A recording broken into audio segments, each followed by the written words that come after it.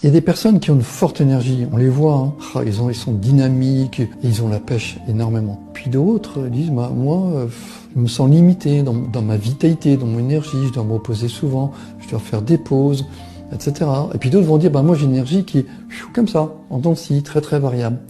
Et effectivement, notre typologie énergétique est différente selon les tempéraments. Et l'Ayurveda définit 3 grandes dominantes énergétiques, 3 grands types d'énergie qui nous animent. La première, il la dénomme Vata. Le Vata, c'est l'énergie qui, lorsqu'elle est dominante en nous, va nous donner, bien sûr, un tempérament beaucoup plus nerveux, agité, en mouvement, mais c'est une énergie qui est variable, avec des hauts, des bas. Et il y a des personnes qui, simplement, ont une énergie qui est un petit peu en dessous de la moyenne. On appelle ça des tempéraments qui ont une énergie du type Kapha. Ce sont des personnes qui vont pas s'amuser naturellement à prendre des risques dans la vie, à entreprendre plein de choses. Et puis, vous avez un troisième type de tempérament, qui sont les Pitta, qui eux, justement, ont beaucoup d'énergie. Mais quand ça va pas, quand il y a des obstacles, quand il y a de la résistance, alors là, ils deviennent un peu irritables, ils deviennent un peu impatients, ça se transforme en colère. C'est l'énergie qui donne la fonction